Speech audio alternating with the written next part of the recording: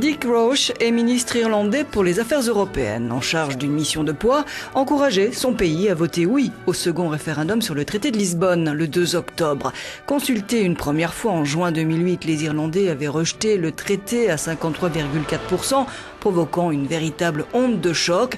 Cette fois, l'Union européenne a donné des garanties pour répondre aux inquiétudes des Irlandais et les derniers sondages donnent le oui en tête. Mais le camp du non ne baisse pas la garde et dans un contexte où le chef du gouvernement est très impopulaire, les jours à venir vont être particulièrement intenses pour Dick Roche. Monsieur le ministre, bonjour. Je ne souhaite pas rajouter de la pression sur vous ou votre gouvernement, mais dans moins de 2 semaines, le 2 octobre, l'Union européenne tout entière aura les yeux rivés sur ce que va décider votre petit pays. Êtes-vous nerveux?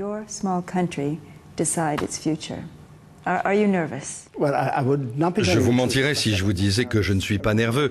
L'issue d'un référendum est toujours difficile à prédire. J'ai mené campagne, rencontré des gens chez eux. Je me suis rendu dans 7 ou 8 comtés à l'heure qu'il est, et je dois dire que l'état d'esprit général est meilleur qu'il ne l'était l'an dernier. Les gens se sentent plus concernés par la question. La récession, naturellement, a fait que les gens sont plus préoccupés par les réalités économiques. Que l'Irlande, une petite île qui dépend à un niveau extraordinaire des exportations et des investisseurs étrangers, qu'elle doit faire partie du courant européen. Nous n'avons pas les moyens de nous retrancher dans un camp eurosceptique. Je crois que les concessions, les garanties qui ont été données sont raisonnables, elles sont bien adaptées et correspondent bien aux préoccupations exprimées lors du référendum de l'an dernier. Ces garanties n'existaient pas dans le premier référendum.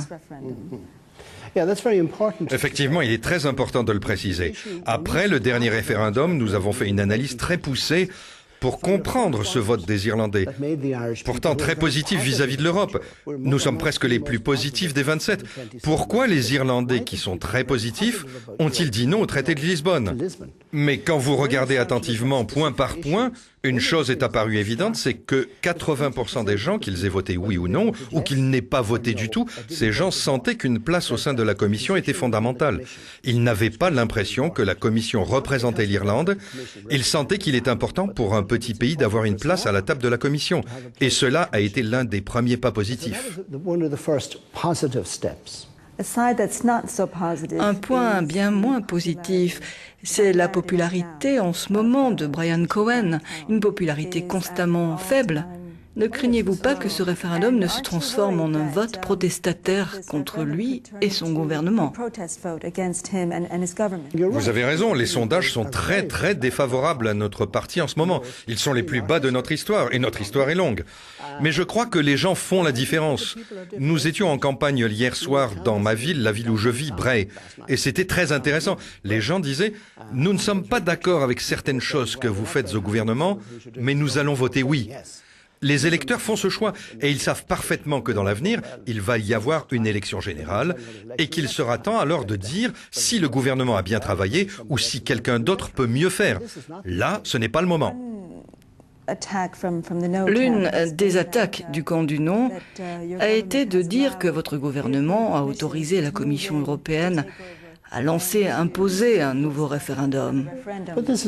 Mais c'est entièrement faux, totalement faux.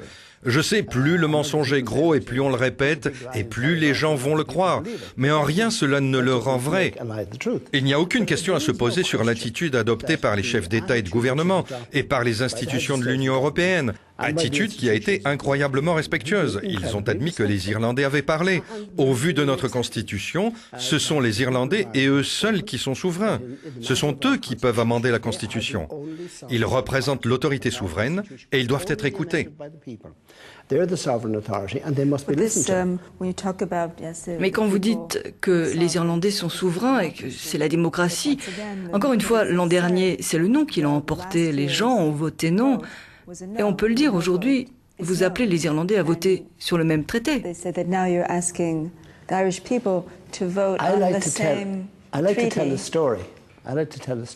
Je voudrais vous raconter une petite histoire. J'ai été très heureux d'être marié à la même femme pendant plus de 30 ans. Mais j'ai dû lui demander plusieurs fois de m'épouser avant qu'elle ne se décide à me dire oui. Et je suis vraiment très content d'avoir insisté. Aujourd'hui, il y a des propositions différentes. Le contexte est différent cette fois. Il y a cette nouvelle donne selon laquelle nous aurons un commissaire si nous votons oui. Sur les questions de l'avortement, de la fiscalité et de la neutralité, des réponses ont été apportées. Ces questions figuraient sur toutes les affiches, dans tous les spots de campagne du camp du non la dernière fois. On a trouvé un accord. Et cette fois, nous revenons devant les Irlandais avec le même traité, c'est vrai, mais c'est un même traité dans un contexte différent. Et naturellement, le changement le plus important, c'est qu'il y aura un commissaire par État membre. Si vous votez non, il n'y aura aucune garantie. Bien, si le non l'emporte, alors la situation est très simple. Les dispositions du traité actuel sont celles du traité de Nice.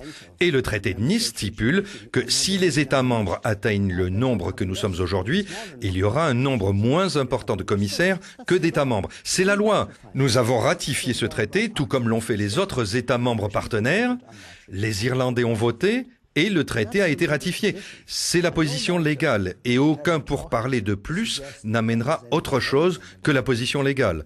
L'Europe sera confrontée à une série de décisions très difficiles à prendre si l'Irlande venait à voter non. Une chose est sûre, si nous votons non, nous nous plaçons dans une position où nous perdons tout.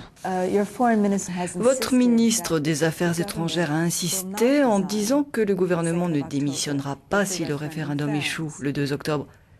C'est une étrange manière de mener campagne pour le oui. Une manière de dire, si vous votez oui, alors il y a une chance qu'on démissionne.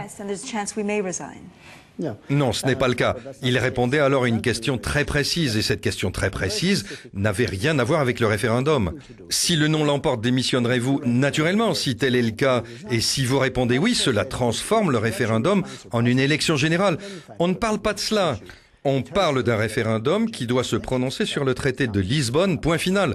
Le président de Gaulle voyait juste il y a quelques années de cela quand il disait « Le problème avec un référendum, c'est que vous obtenez des réponses à d'autres questions que celles que vous avez posées. Nous voulons être sûrs que cela n'arrivera pas. » Sur certaines affiches dehors, l'une des grosses firmes d'Irlande dit que le redressement de l'Irlande commencera avec le oui. Et c'est vrai, notre redressement commencera avec le oui. Et c'est pareil pour le redressement de l'Europe. C'est très important. Pas seulement pour l'Irlande, pour les 26 autres États membres de l'Union européenne et pour les 490 millions de personnes à travers toute l'Europe.